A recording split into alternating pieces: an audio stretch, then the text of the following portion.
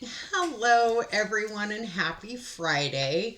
And from the Easing Spirit here. So, I was really struggling with the topic that I wanted to talk about today. And I kind of figured that embracing your imperfections on your spiritual path, or even embracing imperfections within yourself while you're trying to figure yourself out, is a great topic and something to talk about. My best friend and I both have this really deep belief that you can be a work in progress and still give help to other people who are trying to find their way or their path within this life. So, what I say when it comes to, the imperfections and the power of imperfection in us, because another thing that I like to say is we're perfectly imperfect, is to embrace your flaws and vulnerabilities as opportunities for growth and self discovery. There's lots of times that we will have hiccups in our life or something will happen and we'll turn it into a negative and we'll think, whoa, bad me, or I did this horrible, terrible thing, or I made this big mistake. But I absolutely believe that that's when we can embrace those mistakes that we make and we can roll with them and we can help use them to mold us to be a better person, to be better within the path or the journey that we're on in this life. Learning from those mistakes and seeing them as stepping stones in your path is a huge piece of growing and embracing your imperfections within yourself, and releasing the need to control also, and allowing yourself to be imperfect. I mean, all of us have our idiosyncrasies and our hiccups within this life, and none of us were ever born to be a good student. We learned how to be a good student. Or we were never born to know how to be a mother or a father or a wife or a husband, but we learned that in the process. None of us were born to be within the job or career that we seek or the lifestyle that we live, but we rolled and became a part of that lifestyle. And if your life or your situation is not what you want it to be at this time, and you think, whoa, I'm not where I want to be, then this is the opportunity to start to look at the things in your life and the imperfections and start to use those as a guide of what you don't want to do and where you don't want to be. And learning from that to building yourself up, right? We absolutely have to build ourselves up, and one of those first steps is looking inside and finding the answers of what we need and what we seek to have us balanced, to have us happy. I indefinitely say to find grace in the mess of your life. I know that sounds a little bit crazy. However, I believe that everything has a silver lining to it. I've been in the situations where I've had a job and I've thought to myself, this job is so important to me. I have to do the best I can. If I was to lose this job, I don't know what I would do. And I've been in that situation years ago where I did get laid off from a job and suddenly had to worry about what I was going to do and how I was going to feed my family and how I was going to pay my bills and all of that, right? And when you look at those situations, there's something in your life that causes that to happen that's trying to put you on a better path. It's trying to show you that where you are is not where you're supposed to be. You're either not being paid what you should be paid, you're not being appreciated the way you should be appreciated, or you're allowing it to bring you down so low and you're giving so much to the position or the job that you have that you're running yourself thin. You're allowing your cup to not be overflowing and it's beginning to get dry inside, and you can't give to others if your cup isn't full. The beauty finding the beauty and the grace and acceptance in the midst of imperfection is another thing that I believe us as humans we should strive for all the time. Instead of feeling like life is doing something to you, look at the things that are happening to you in your life and make the decision to change that, to look at it differently, to find a silver lining in something. There's silver linings in everything that there is. No matter how tragic the situation may seem. I was in a situation, and I think I brought this up in a video before, where I lost a child. She was not quite 3 months old, and she died of SIDS. And it was a very tragic time in my life. However, I embraced the situation after it happened, because I realized that everything happens for a reason. And I know, as crazy as it might sound, when I ended up pregnant with my next child, I was actually grateful, because now I have two more children after her that I never would have had if she had lived. Now, granted, I wouldn't have known that I wouldn't have known to miss those children if I never had them. However, I believe that they were meant to be here and she was not. And that's why it worked out the way that it did. Another situation in my life where I saw a silver lining in something was my biological mom passed away when I was 22 and my brother was 8. It was just a few months before he was to turn 9 years old. And just before he turned 10, he came to live with me permanently. And do not get me wrong, I have no ill words to say about my biological mom. She had went through a tremendous amount of heartache and hurt in her life when she was growing up as a child. And then heartache and hurt in her life as a young adult. And it went all the way on into the day she passed away. She had a very, very hard upbringing and a very difficult life. But she also was damaging in the sense that, to my brother, in the sense that my brother was so out of control and so misbehaved and wasn't going to school. By the time he came to live with me, he was so far behind, it was almost impossible for him to catch up. I think for a couple of school years there, I was absolutely flabbergasted that they even passed him. I mean, it was, and she coddled him a lot and made a lot of excuses for things. And I think that she did it because I was taken from her as a young child. CPS had gotten involved in our lives. And they had taken me from her and put me into foster care. And it finally ended. I mean, I was taken and then I would be given back, and then I would be taken and then I would be given back. And the last time they took me, that was kind of the end of it. I never went back to live with her again. And I eventually went to live with my dad. And that's another story for another time. My dad wasn't able to take me sooner than that due to the fact that my mom had told some untruths when they were divorcing. And back in that day, they just took that as the word of God. And I really wasn't asked anything about it. And they believed what my mom had said. And so I wasn't able to live with him until I was 16 years old. But, considering that my mom passed away when she did and my brother came to live with me, I was able to raise him. And I had absolutely broke the cycle when it came to how my mother was raised compared to how my mother was raising me as to how I was going to be raising my children. I was strong enough that I broke that cycle. My brother, on the other hand, was this disrespectful little shit when he was a kid. And I know a lot of kids can be that way.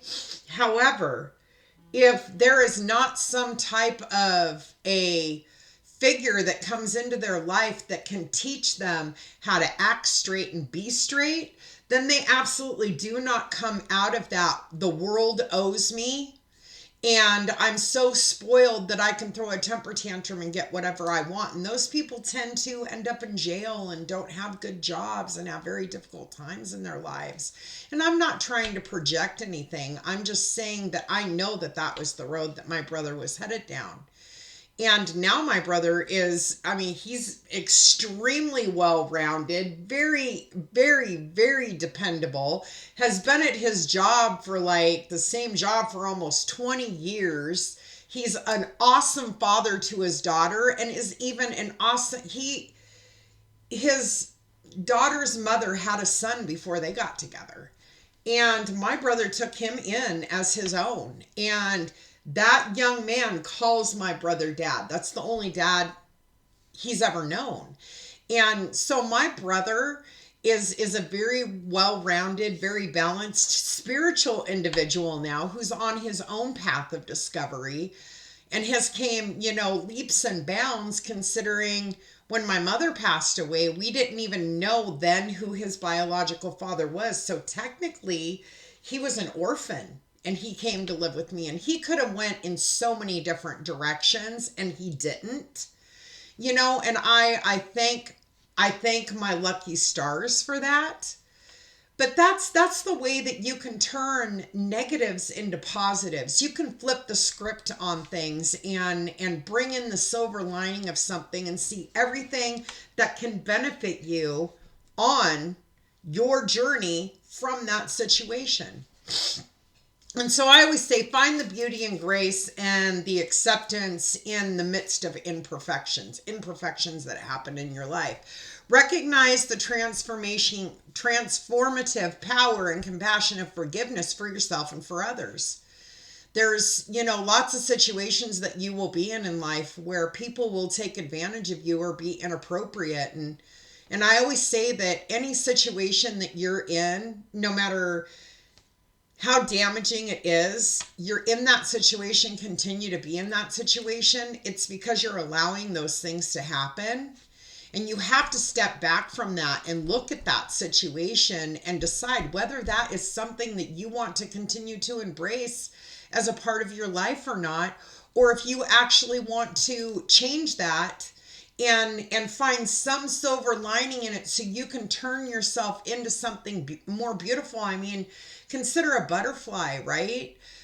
They become they're caterpillars to start out with. I mean, even moths and butterflies come from caterpillars that turn into a chrysalis, and that chrysalis is dark. It's dark brown or black, and it's not the prettiest looking thing, and there's lots of crazy stuff that's going on inside of that cocoon. I mean, they're literally being broken down and reformed, and you almost have to wonder if that isn't a painful process for them to go through. But even as painful as it was, when they come out of that chrysalis, they're this beautiful butterfly or moth. And they've transformed from being a walking creature to now a creature with wings that can fly and have the utmost freedom. And so I say anytime that you're having a difficult time in your life, definitely look back to what that caterpillar has gone through to become that butterfly or that moth, and the change that they've embraced and the pain that probably brings on, but the beauty that they have in the end when they open their wings for the first time and they take flight for the very first time. I mean, all of us go through different things in our life, right? And then there's those times that we go through that metamorphosis, and we can just absolutely take the chance and spread those wings and take flight and not be afraid of that. Absolutely. And realize your potential. You have everything inside of you that it takes for you to be your authentic self on your authentic path. 1000%. You have connection to your higher self at all times. And and have all the answers inside of you. You just have amnesia. You don't remember. So making that connection to your higher self and sitting in meditation and, the power of Om, That's one thing when it comes to meditation. When you close your eyes and you take a deep breath in through your nose and let it out through your mouth, and then when you take another deep breath in, and when you release it on Om. That vibration opens you up to your higher self. It opens you up to many things in the universe. And so I encourage you to take time to sit down quietly and breathe in and release that Om, and tap yourself into that through 3 or 4 breaths, and let that Om ride out as long as you can before you take the next breath and you embrace Om again. And then once you've done it the 4th time, sit quietly within yourself. And just acknowledge those thoughts that come to you. And sometimes you're just going to get answers for the things that you need. And before that meditation, maybe you ask that ultimate question of, what is it that I need to do? Or should I accept this job? Or should I, try to be promoted? Or, should I spend the money on buying a house? Or should I get that new car? Or absolutely, should I trust in myself and start my own business and become an entrepreneur? I mean, these are all the things that, you can realize when you tap into your own potential. Imperfection does not define you. What defines you is what you embrace in trying to be as authentic and good of a person as you can. But and beliefs can define you too, but they absolutely shouldn't and don't, because we can get very stuck in our beliefs and they can be very debilitating.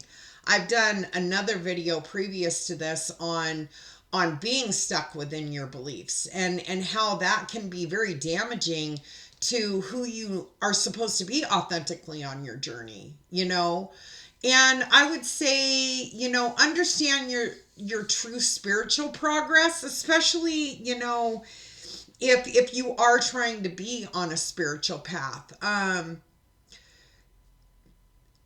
True spiritual progress comes from actually facing your imperfections. That's where the first step in the process comes from, is looking at yourself on the inside and realizing that there are things of you on the outside that you're projecting that maybe are not authentically you. I am coming out of a 13-year marriage and in the process of going through a divorce. And I had to, at first, of course, I wanted to project it all out. I wanted to say we are where we are because you made bad decisions, because my husband made bad decisions. But ultimately, not a single one of us on this earth is bad or incorrect. We come along at times, people come into our lives sometimes for a brief moment to teach us something. Some people come and stay for long periods still to teach us something. And sometimes those people go away, and they may have been perfect at the time that they came for you at that time, and they're not anymore. I say that we're just not always good for each other. Sometimes the vibrations change. People grow. They become different. They ascend. That was one thing I was doing, was ascending and becoming somebody who was completely different from the person that he married. But that was actually after I realized that instead of projecting out why my marriage wasn't working, I had to look inside and realize that I was very broken. And there was no way that I was going to be able to fix a marriage when I seriously had to fix myself. And I had hoped at a time that we would both be on a journey of self-discovery, of self-awareness, of self-healing, and that we would eventually come back together, and then we would be able to work on our marriage. But it did eventually become very clear in time that we just weren't on the same paths, and our marriage was done. It had ran its cycle, and it was time for us to call it. And so we made that decision amicably now to go ahead and end our marriage, and I also say embrace the journey. I always say that, embrace the journey, trust the process, ride the wave. These are things that you'll hear me say many, many times, because when you begin to look inside yourself for the answers that are already there, and you start to see things with a clearer lens, and you start to look at life differently, and you start to get downloads of information because you're tapping into your higher self, and you are using your imperfections as a way to perfect yourself. Now, you'll never hit perfection because we're human, right? But you can strive for it. Strive to be the best version of yourself. Strive to wake up every morning and give gratitude and thanks to the fact that you're breathing for another day, and you get to put your feet on the floor, and you get to tell your family that you love them, and you get to see your children, and you get to see your grandchildren, and you get to be around your friends, and you get to see the beauty in this earth. Even though there's a lot of darkness here, there's a lot of beauty as well. And so I say embrace all of your imperfections. Look within yourself for the answers of the things that you can absolutely fix to get yourself on a better path, and trust in yourself. Find love within yourself. I always say this to people and they get cringy, and I know I've said it in other videos, and I'll say it here. I challenge you. I challenge you to wake up tomorrow and look yourself in the mirror, look yourself in the eye, and say, I love you. Say your name like I do, and I love you. And you're worth it. I'm worth it. So I want you to say your name and say, I love you, and then say, I'm worth it. And just taking that one small step right there will begin to plant the seed that's going to start to percolate inside of you of wanting more, to be better, to be on your authentic journey, to embrace the imperfections. This one life that we're in now, granted, we will leave this life. And then when we return to ourselves, our higher self, we will decide whether we want to come again, whether we want to become a guide, or whether we just want to hang out until the next time, right? We're given those decisions, and we decide whether we want to sign that contract again or not and come down here. But this life right now is the one that you do have.